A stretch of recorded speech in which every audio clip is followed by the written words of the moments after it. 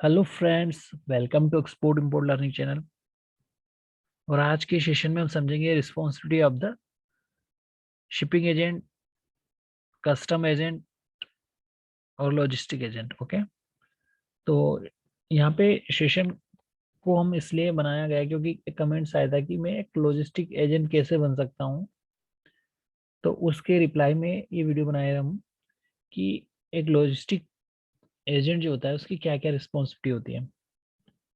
ठीक है, तो इससे पहले हम ये समझ लेते हैं कि जो गुड्स की मूवमेंट होती है फ्रॉम फैक्ट्री टू डेस्टिनेशन, वो क्या क्या होती है, उसमें क्या क्या इंपॉर्टेंस है, सो दैट कि हम इजीली अंडरस्टैंड कर पाए कि जो एजेंट होगा उसकी क्या क्या रिस्पॉन्सिबिलिटी होगी।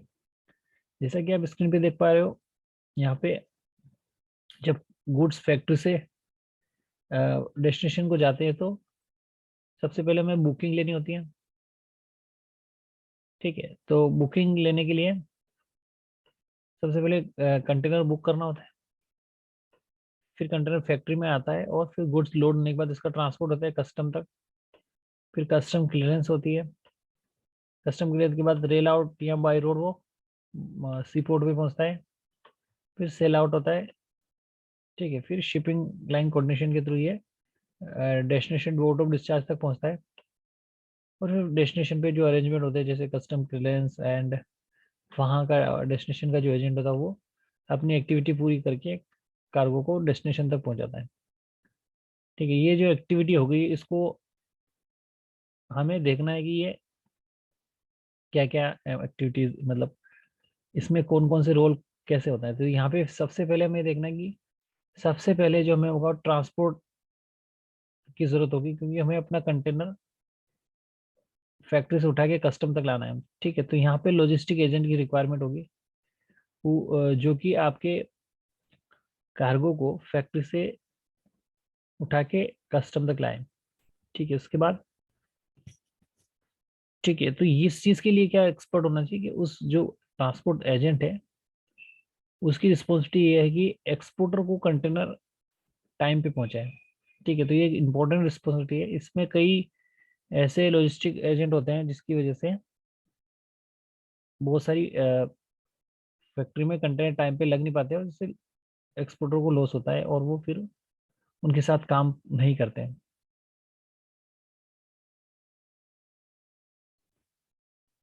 तो ट्रांसपोर्ट की ये रिस्पॉन्सिबिलिटी है कि वो एम्प्टी कंटेनर फैक्ट्री पे टाइमली पहुंचाए।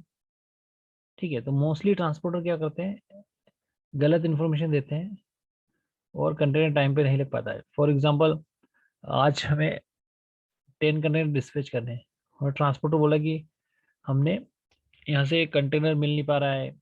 ठीक है, और कभी भी बोल देता है कि कंटेनर रास्ते में है। ठीक है, इस प्रकार से कई सारे टाइप के एक्सक्यूज देके वो कंटेनर टाइम पे पहुंच नहीं पाता है, जिसके कारण जो डिस्पैच एक्टिविटी है वो रुक जाती है। तो इस चीज से बचने के लिए जो ट्रांसपोर्टर है वो स्ट्रांग होना चाहिए, उसके पास जो ट्रक है वो अवेलेबल होने चाहिए, सो देट कि टाइमली फैक्ट्री में खाली कंटेनर आए और स्टफिंग हो जाए। ठीक है, अब यह तो हो गई आपकी बात की कंटेनर आ गया, स्टफिंग होगी। अब दूसरी बात आती है बुकिंग की। ठीक है, तो कंटेनर को फैक्ट्री में पहले से भेजने से पहले एक दूसरी एक्टिविटी थी, उसको कहते हैं बुकिंग एक्टिविटी। तो इस एक्टिविटी में क्या इंपॉर्टेंस है, में इम्पोर्टेंट ये है कि जो आपका एजेंट है वो जो आप कंटेनर जो बुक कर रहा है, शिपिंग एजेंट या लॉजिस्टिक एजेंट या सीएचए एजेंट, उसको हमें कंटेनर टाइमली देना होता है। हमें बुकिंग मिल जानी चाहिए। जैसे कई बार क्या होता है कि जैसे किसी स्पेसिफिक कंट्री के लिए कंटेनर अवेलेबल नहीं है, इन्वेंट्री अवेलेबल नहीं है, तो उसके कारण से हमारा डिस्पैच होल्ड हो जाता है। तो उससे हमें हमें हमारे यहाँ पे जो हमारी इफिशिएंसी वाला जो एजेंट वो कौन होगा, जो हमें टाइमली कंटेनर प्रोवाइड करे, हमारी बुकिंग में कोई डिले ना हो। तो इससे क्या होगा कि हमें कोई प्रॉब्लम नहीं आएगी। ठीक है, तो यहाँ पे कुछ एक्सपर्ट एजेंट होते हैं, वो क्या करते हैं टाइमली, उनके पास बल्क में कंटेनर उठाते हैं तो उनके पास उनको कंटेनर शिपिंग लाइन इजीली दे देती है, बुकिंग इजीली मिल जाती है। ठीक है, तो इस प्रकार यहाँ पे हमें ये पॉइंट नोट करना है कि जो इस चीज में एक्सपर्ट हो शिपिंग लाइन के साथ ज़्यादा इन्वॉल्व हो रहा हो, ज़्यादा बिजनेस रहता हो, तो उस टाइप के एजेंट को हमें हायर करना चाहिए, सो दैट कि वो टाइमली हमें कंटेनर प्रोवाइड करे और हाई मतलब कम प्राइस में कंटेनर हमें अरेंज करके दे दे। ठीक है, तो ये हो गया आपकी बुकिंग वाली बात। तो यहाँ पे एक तो ट्रांसपोर्ट स्ट्रॉन्ग होना चाहिए, दूसरी आपका जो एजेंट है जो कंटेनर बुकिंग कर रहा है, शिपिंग लाइन से कोऑर्डिनेट कर रहा है, वो अच्छा होना चाहिए, मतलब स्ट्रॉन्ग होना चाहिए, सो दैट कि वो सारी एक्टिविटी में हमारा कोई डिले ना आए। अब पॉइंट नंबर 3, कस्टम क्लियरेंस। ठीक है, तो यहाँ पे कस्टम क्लियरेंस में जो एजेंट होगा वो कस्टम की ऑल एक्टिविटी में एक्सपर्ट होना चाहिए। ठीक है, तो किस प्रकार की रिस्पॉन्सिबिलिटी उसकी होती है कस्टम क्लियरेंस की? सबसे पहले तो कस्टम क्लियरेंस एजेंट क्या करेगा, ईडीआई में आपके प्री इंटीमेशंस के लिए गवर्नमेंट को चेकलिस्ट फाइल करेगा। मतलब कि गवर्नमेंट को पे ये बताना चाहिए कि ये कस्टम में शिपमेंट एग्जामिन होने वाली है, तो वो प्री इंटीमेट कर देगा, जो फिजिकली गुड्स कस्टम में पहुंचने से पहले ही चेकलिस्ट फाइल कर देगा।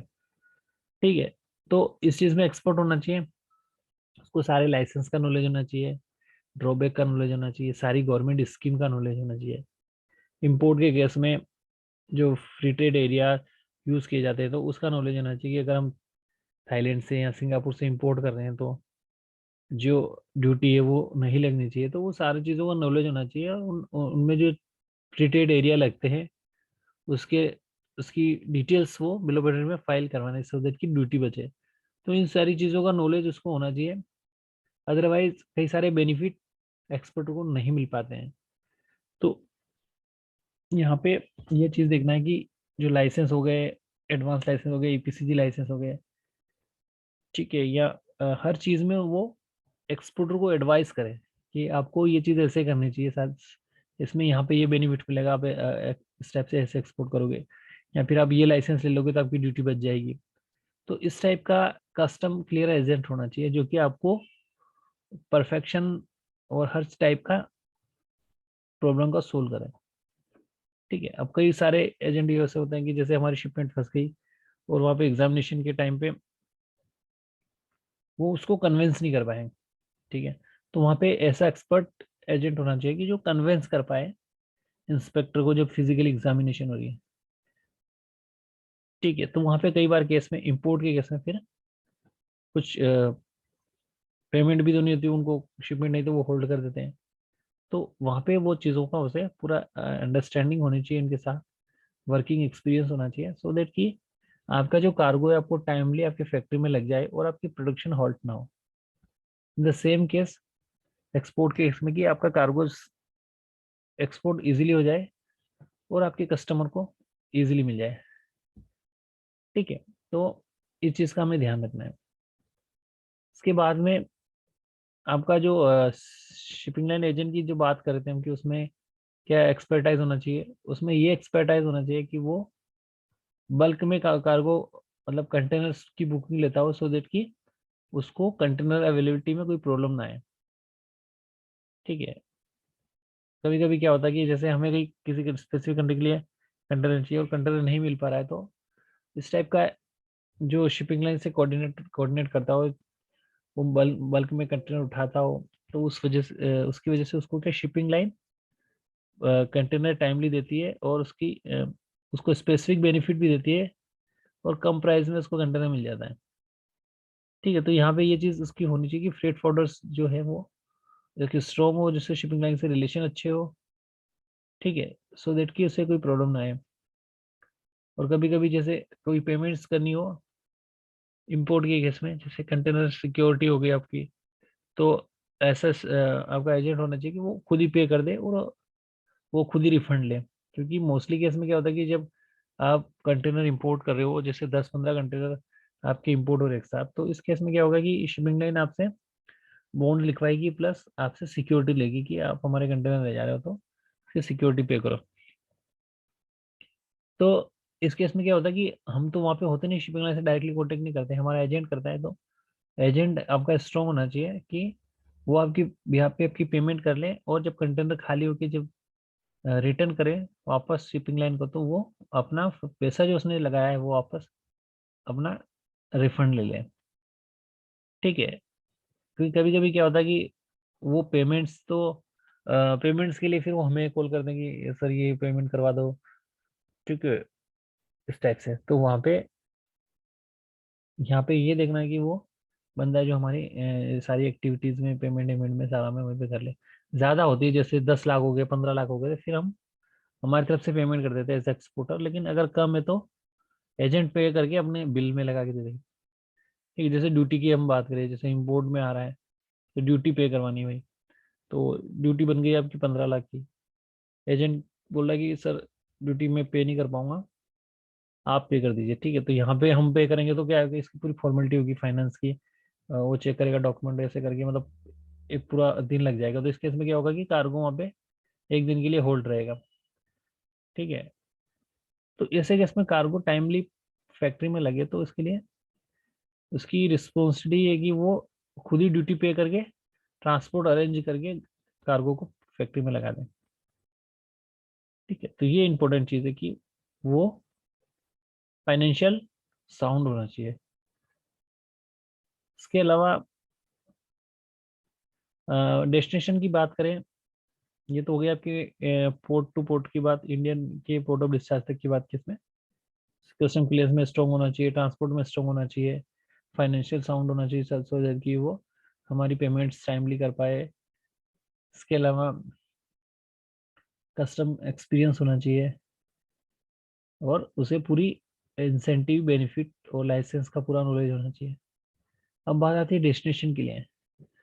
तो जब भी हम कोई एजेंट को हायर करते हैं तो मोस्टली क्या होता है कि जो एजेंट होता है वो उसका पूरा सेटअप बना होता है। अगर सेटअप नहीं भी बना होता तो वो सेटअप बना के किसी और एजेंट से कांटेक्ट करके उस आपकी शिपमेंट को फाइनल डेस्टिनेशन तक पहुंचा देता है। तो यहाँ पे क्या होता है कि अगर वो किसी और से सर्विस ले रहा है डेस्टिनेशन पे, ठीक है, तो वहां पे आपके वो अपना कमीशन निकाल के फिर आपको चार्ज करेगा। तो आपको ऐसा एजेंट हायर करना चाहिए जिसकी बाहर कंट्री में भी ऑफिसेस हो, एक एमएनसी कंपनी हो, सो दैट कि वहां पे उसके खुद की फैसिलिटी होगी तो फिर वो आपको चार्ज कम करेगा। ठीक है, जैसे हम यहाँ से गुड्स एक्सपोर्ट करें मैक्सिको, ठीक है, तो मैक्सिको में जब गुड्स जाएंगे तो वहाँ पे जहाँ यहाँ इंडिया का जो हमने एजेंट बुक किया है उसका ऑफिस अगर मैक्सिको में है तो ये पूरी यहाँ से लेके वहां तक की चेन सप्लाई मैनेजमेंट को अरेंज करेगा। ठीक है, अगर ऐसा नहीं है तो फिर क्या होगा, वो अगर उसके वहां पे ऑफिस नहीं है तो वो किसी और को हायर करेगा और उससे वो सर्विस लेगा और वो उस पे अ, अपना मतलब कमीशन निकालने के बाद फिर वो आपको चार्ज करेगा। तो यहाँ पे ये प्रॉब्लम आएगी कि आपकी जो प्राइसेस वो हाइक हो जाएगी। तो ये चीज़ हमें सोचने की कि जो एजेंट है वो एक एमएनसी कंपनी हो जो कि आपका डेस्टिनेशन लेवल पे भी उनके ऑफिसेस हो और वहाँ पे भी उनकी सारी फैसिलिटी प्रोवाइड करे, सो दैट कि आपका कार्गो टाइमली डिलीवर हो जाए और ऐसी कोई आपको प्रॉब्लम ना आए। ठीक है, तो यहाँ पे हमने इस सेशन में यही समझा कि लॉजिस्टिक एजेंट जो होते हैं वो उनकी क्या रिस्पॉन्सिबिलिटी होती है और वो एक एक्सपोर्टर के लिए कितनी हेल्प करते हैं। और वो अगर एक्सपर्ट नहीं होते इन वर्क में तो एक्सपोर्टर जो एक्सपोर्टर है उनके कार्गो डिले हो जाते हैं और उनको प्रॉब्लम आती है। ठीक है, सो गाइस आज के सेशन में हमने समझा कि एक एजेंट जो होता है, shipping line agent, CH agent या ट्रांसपोर्टर होता है, इन सब की क्या रिस्पॉन्सिबिलिटी होती है कार्गो को डेस्टिनेशन तक ले जाने में। ठीक है, सो गाइस अगर आप भी कोई लॉजिस्टिक एजेंट बनना चाहते हो तो आपको ये रिस्पॉन्सिबिलिटी का पता होना चाहिए, सो दैट कि आपकी वर्किंग स्मूथ हो। सो गाइस आज के सेशन में इतना ही। Thank you for watching the session. Have a nice day.